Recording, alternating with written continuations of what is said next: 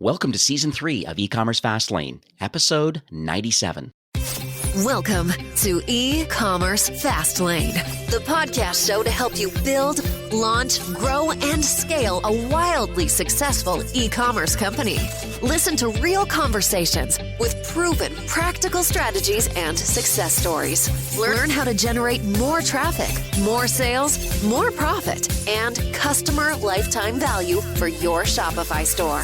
And now, your host and e-commerce entrepreneur, Steve Hutt. This episode is brought to you by ShipBob, the best-in-class order fulfillment company for small to mid-size Shopify brands. ShipBob powers 2-day and 3-day shipping and fulfillment for thousands of direct-to-consumer brands. They've also been fully operational during the coronavirus across their 9 fulfillment centers in the US, Canada, and Europe. ShipBob is also a tech-enabled 3PL that fulfills e-commerce orders for direct-to-consumer retailers. Their mission is clear: to make your Shopify brand successful by providing best-in-class logistics so your customers don't go elsewhere. With reliable fulfillment services, warehouses near your customers, and connected technology that powers the fulfillment network, they will help improve transit times, shipping costs, and the delivery experience for your customers. So check them out today at shipbob.com. Hey there, it's Steve, and welcome back to the E-Commerce Fastlane podcast. Now, if this is your first time listening, this is an e-commerce show where we have honest and transparent conversations about building and thriving online with your store powered by Shopify or Shopify Plus.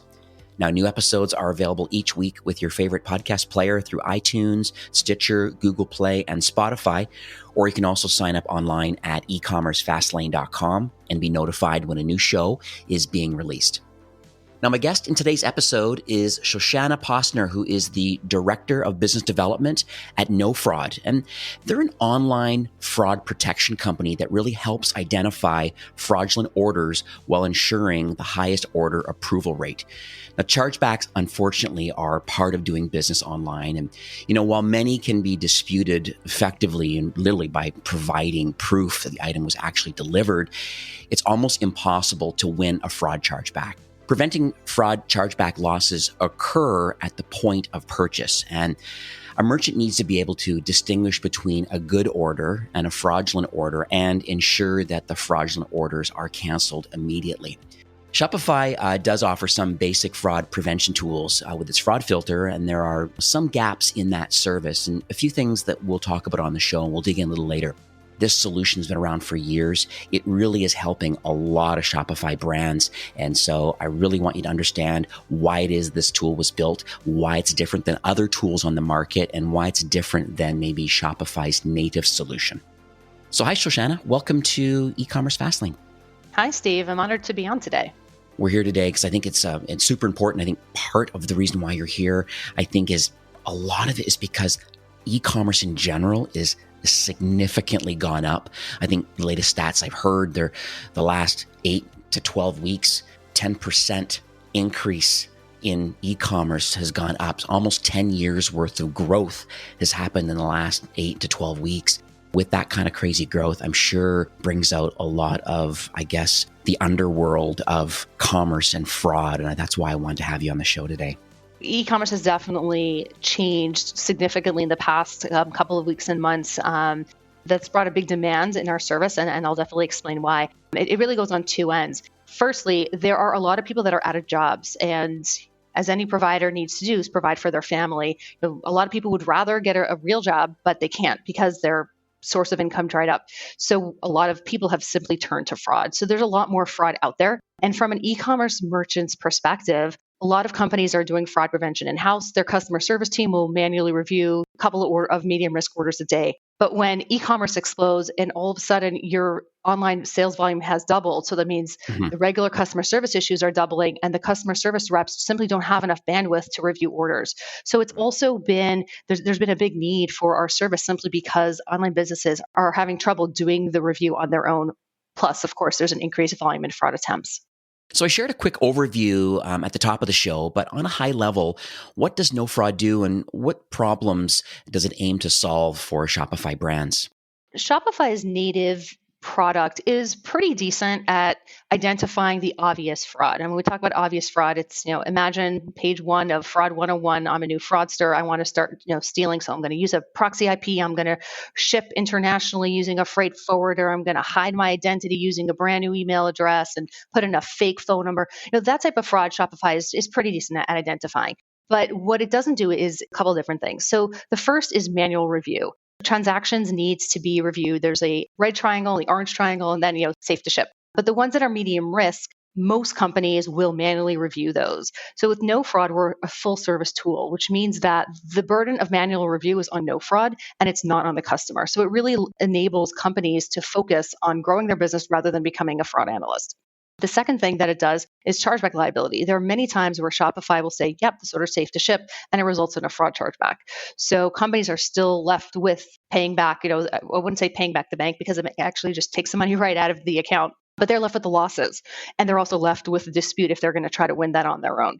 So with No Fraud, we take upon ourselves the liability. And when there is a fraud chargeback, we will dispute that as well on behalf of the customer. And another thing is false positives. We ran a study of Shopify's product versus that of No Fraud, and there was a big difference in the approval rate. Our stats showed that of all transactions that Shopify classified as high risk, we were able to approve 23.8% of those. And remember, these are backed by our guarantee. So if any of these had resulted in fraud chargebacks, the No Fraud would have paid the customer back, meaning straight up revenue for the customer. So there's a lot of false positives, elimination of manual review, elimination of chargeback liability. And those are the big value points that we bring to our customers. So tell me a bit about the founder's journey leading up to the launch of No Fraud. Like, I'm always fascinated why people build what they build. And are you able to share, what you believe, what uniquely positions that team, I guess, number one, to have the desire, number two, to have the expertise to want to create this platform? Sure. So No Fraud was founded by two e-com merchants. One was in the electronics industry and the other was in the jewelry industry. As you can imagine, both jewelry and electronics have a really high resale value. So when the fraudster is successful, it's really easy to get rid of the product on eBay or any other third-party marketplace. So when they encountered fraud, they looked out for a solution that really worked, and they didn't find anything on the market at that point. So they built their own tool and realized, this is really effective. And if I'm struggling, it must be that others are struggling. That was really the foundation for how No Fraud was created. Purpose built then. And I think that's a recurring theme I find on this show, is that a lot of it is in-house for their own purpose. And then they're like, wait a second, there's some value to others with the same platform. That's exactly it. And woven throughout also is the understanding that we understand what online businesses go through and struggling to grow their businesses quickly without the fear of fraud. And especially this is important when it comes to false positives. We know how hard online businesses work on their marketing strategies to bring in as many customers as possible. And when there's a false positive, meaning there's a transaction that you won't accept due to fears of fraud, it's a really big pity. So we try to eliminate as much as possible with our review process. It's something that No Fraud does. When we see a transaction that's in middle of the risk continuum, we see trust and risk indicators on the order. Instead of saying, too many risk factors, I just don't feel comfortable accepting this order, we'll do the hard work and validate this transaction via a couple different methods. And the merchant or the online business gets to control how far No Fraud goes in validating the orders. We have many different layers of review, and the customer decides which ones they want to turn on. So let's talk about fraud in general. I mean, it's obviously been a very hot topic. It's even hotter now, just with online transactions doubled, some places even tripled. And so are you able to share some of these topics and just certain things that you have seen, just so people are aware, they're listening today, about what sort of things are happening in the market? Sure. So I guess we should start at the beginning. How are these cards even available? Where do they come from? Mm-hmm. So they come from two main places. So the first is data breaches. I'm sure we're all familiar with, there was a Target data breach and Star Wars and Capital One. I mean, unfortunately, card data is everywhere. There are organizations that try to keep the number of stolen card data down to a minimum, but the fraudsters are smart and they are able to exploit vulnerabilities in many different areas to be able to get card data. So that's one area. The other one is synthetic identities, and these are a lot trickier to deal with. But when there's a data breach that doesn't have card data but has information on people, your birthday, your social security number, where you live, what the fraudsters do is they create synthetic identities and cards they'll apply for credit cards in your name. You won't know about it, or they'll do it in a child's name where, and they'll redirect the billing address to where they live or a drop zone. And the person will never even realize that there have been cards opened up in their name. And this card data ends up on your stores, unfortunately, at least in the form of attempts. And that's where no fraud comes in, because we want it to remain an attempt only. We want to obviously say, this is not a good order. Don't accept it. It's going to result in a fraud chargeback. So these stolen cards and this data, these manufactured cards, like identity theft. So how do these transactions show up in Shopify then? So it really depends on the different type of fraud attack. So there are many, many different forms of fraud schemes. So let's talk about the most common ones. So the first we'll talk about is, basic Reshipper fraud. So kind of what I insinuated before, fraudster says, you know what? My job's gone. It's not coming back. I am in tourism in Indonesia. The borders are closed. It's time to get a new job. I need to feed my family. They know they have a cousin that is making really good money. How does he do it? And then there we go. The fraudster has somebody to learn from, teaches him everything he knows, or at least the beginning parts of it. So he goes onto the dark web. He buys a bunch of cards and he starts shopping. Everyone always starts at Apple and Amazon, but then they realize that it's bulletproof over there. And then it's slowly trickles down into smaller stores based on either ads that pop up on Facebook or where they've recently shopped. And they will say, okay, great. I'm going to just take the stolen card. I'm going to shop online. And obviously I'm international. I live in Indonesia. So I'm just going to send it via freight forwarder. No problem. These are US addresses and they just redirect packages. I'm going to hide my identity. That's, fraud 101, the easiest type of fraud to identify. That's what I would say is like beginner fraud. Then the fraudsters realize, this is not working, either because they don't get through very often. So what they'll try a more sophisticated form of fraud. So one form of fraud that we've seen very often is called triangulation fraud.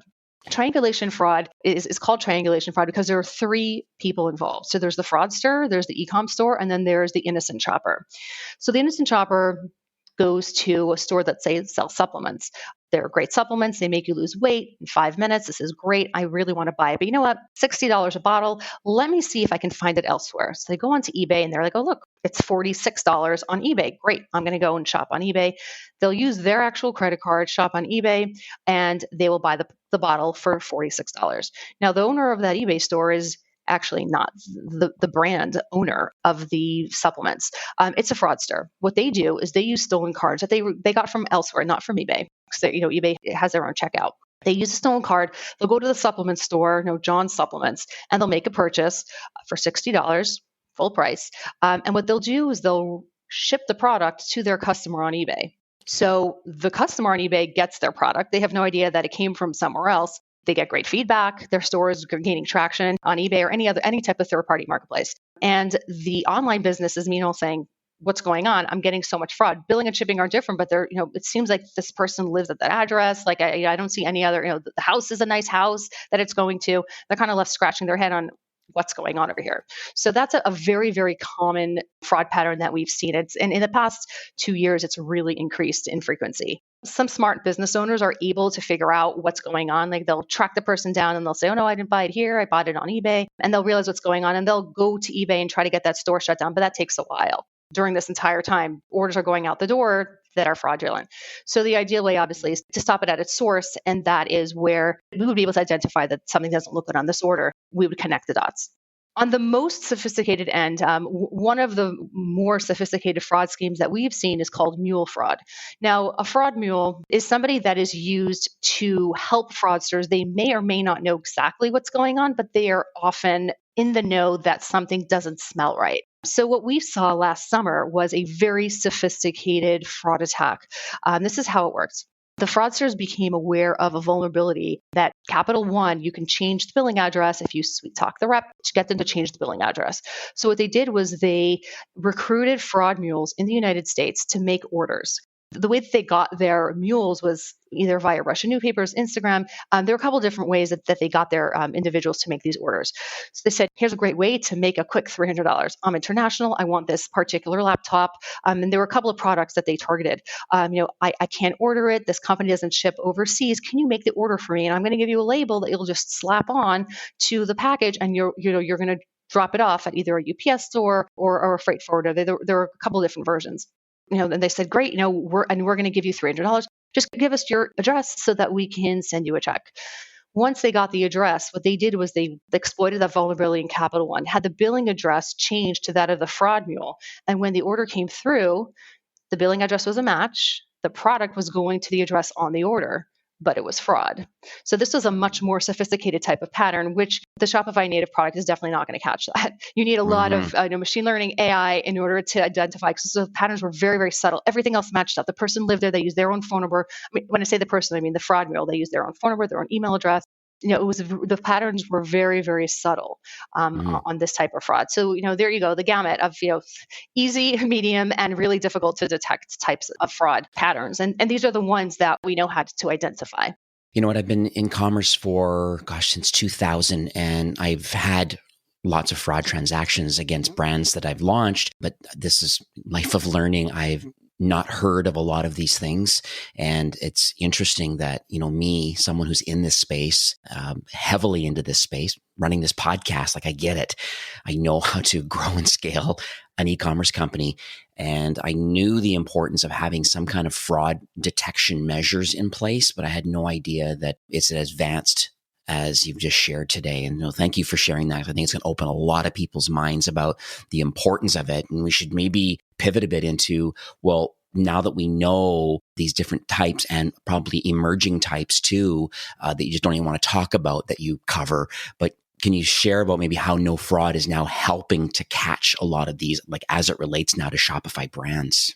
Sure. So in a couple of different ways, fraudsters generally leave a trail of breadcrumbs. Some leave a lot more than others. So we take a look at those. So fraudsters will typically, or often, not always, as you can clearly see, they will often try to hide their identities, right? So they'll use a random email address, they'll use a proxy IP, they'll ship somewhere else, not to the billing address. So we use these little bits of data in order to identify if the transaction is legitimate or not. And of course, there's lots of machine learning and AI. And like I always like to say, we love using Siri and Alexa, and they're great, but sometimes they just don't get the answer right. So when we get to those difficult to detect transactions, we put some human intelligence on those orders so our responses are as accurate as possible. So let's talk about, I know we shared a little bit at the beginning of the show about, I guess, the strength of no fraud versus what Shopify has natively in their risk analysis. Are you able to go through some, and it's difficult maybe on the show to go through every single feature and benefit of what no fraud has, but it'd be interesting to see some highlights about, why people are making the no fraud choice versus maybe just using Shopify's native solution. So the best component, and I think the most loved feature, is the fact that we're fully managed.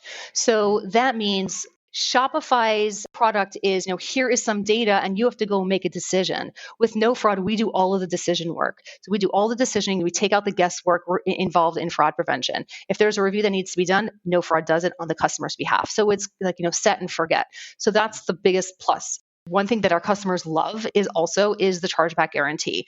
Now, this is optional. Some companies opt for it, some companies don't. Most do, but there is a subset of customers where charge protection does not make sense, meaning, they have big margins. Fraud isn't a huge issue, but they know if they take their eye off the ball, it will blow up. So no fraud will screen their orders without the guarantee. It's a little cheaper. But the chargeback guarantee allows our customers to just not have to worry about making profit this month, because they know whatever the no fraud fees are, that's all they're going to pay when it comes to fraud. There's also a much deeper analysis on every single transaction. So Shopify will put through a couple of different points. The billing address is far from the shipping address. This pattern looks a little similar to previous fraud patterns that we've seen, but there isn't anything specific. And, it was, these 17 reasons, and here's exactly why. There also isn't anyone to talk to if you have more questions on, can you tell us more? What is similar? Is it the billing address? Is it the email address you've seen before? What have you seen before? So with no fraud, if a customer of ours has a question on why a transaction passed or failed, or they're curious about anything, you can talk directly to a fraud analyst who will explain in greater detail. If it wasn't viewable in the no fraud portal, we can explain to you, yes, we saw this email address 2 weeks ago. They bought from 17 different stores, all shipped to the same address. They're absolutely fraudulent. And here's how we know. And we can give some more detail as well to our customers if they require more insight.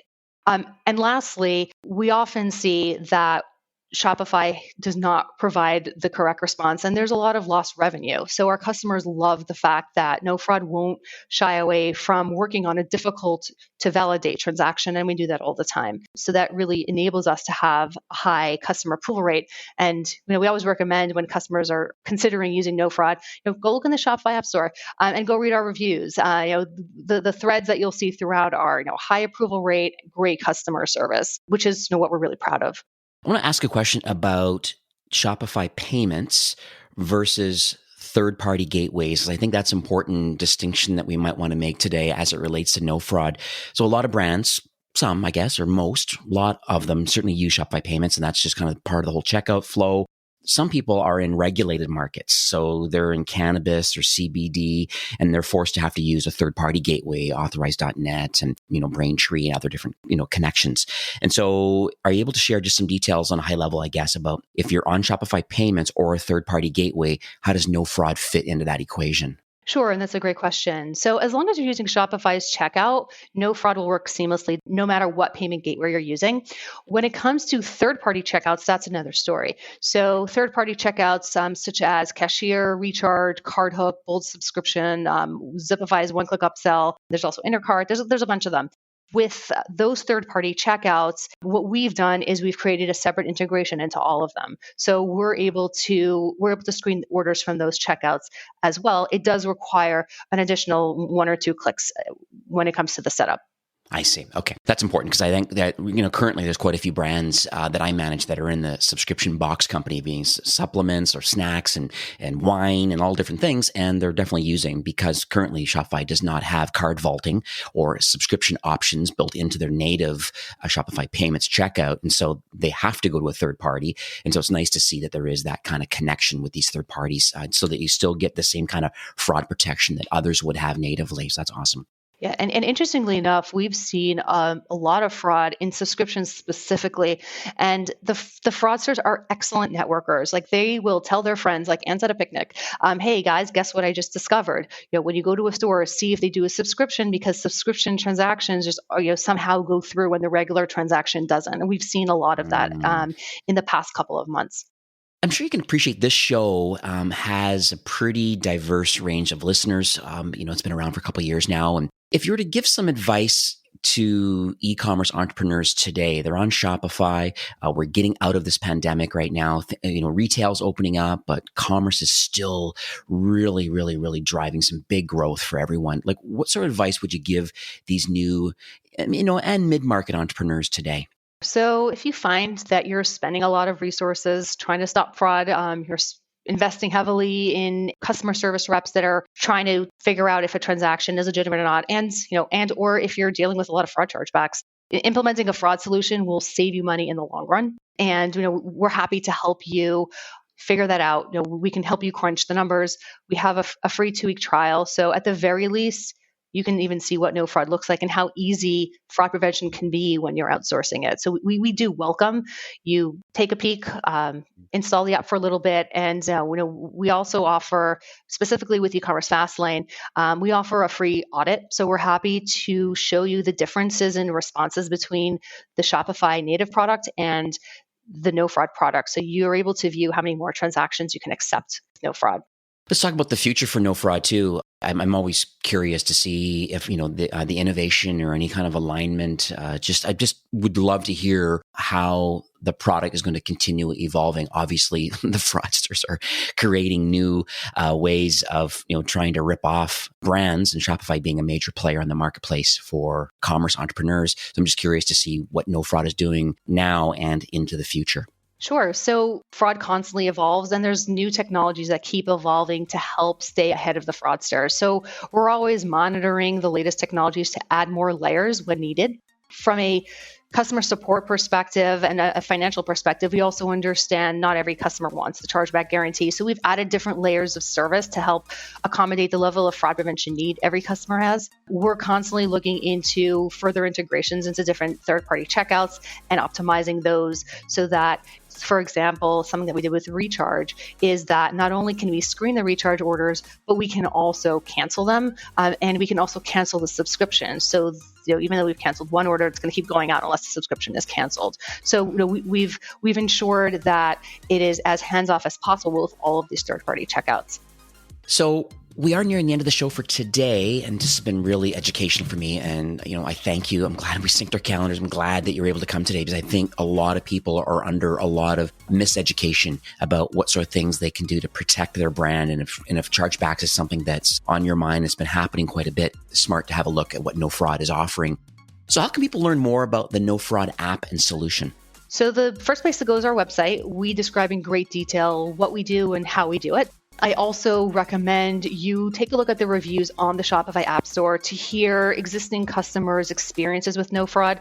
I also recommend that if you're really curious, you try it out for 2 weeks. We have a 2-week free trial, and the best way to really learn about how a solution works is to actually try it, play with it, enjoy the blacklist and the whitelist, which our customers really love, and enjoy not having to review orders, ask questions, ask our analysts why a transaction passed or failed. And that way you'll be able to really experience what it's like to be a No Fraud customer. I love that 2-week trial. I think that's an important part of at least taking it for a spin. And I know we did speak offline before recording today, and I understand on top of the 2-week trial, I'd like to offer something a little bit extra special for those listening in today. Can you share some of those details?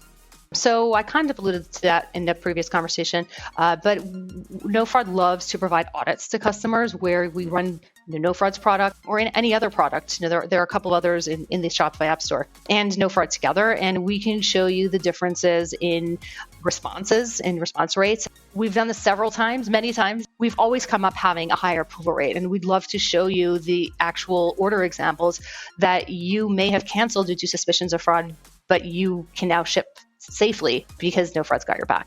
Love it. So I'll have a landing page, ecommercefastlane.com/no fraud, and it's going to redirect to the landing page to take Shashan up on that offer.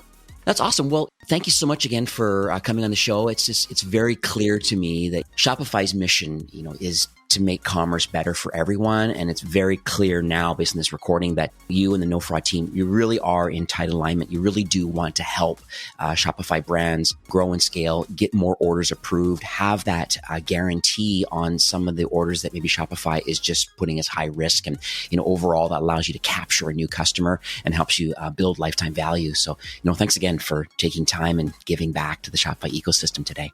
My pleasure. And thanks for having me. This episode was brought to you by ShipBob, one of the fastest growing tech companies in America that's powering the direct-to-consumer revolution. Join over 3,000 e-commerce brands that choose ShipBob as their fulfillment partner and start scaling your business by delivering remarkable customer experiences. You can get more details by heading on over to shipbob.com. Well, that's it for today's episode. I'd like to thank you, a loyal listener of E-commerce Fastlane. It's my hope that this podcast is offering you a ton of value through growth strategies, tactics, and exclusive insider tips on the best Shopify apps and marketing platforms, all with my personal goal to help you build, launch, grow, and scale with Shopify. Thanks for investing some time today and listening to the show. I'm so proud and excited that you have a growth mindset and are a constant learner. I truly appreciate you and your entrepreneurial journey. Enjoy the rest of the week and keep thriving with Shopify.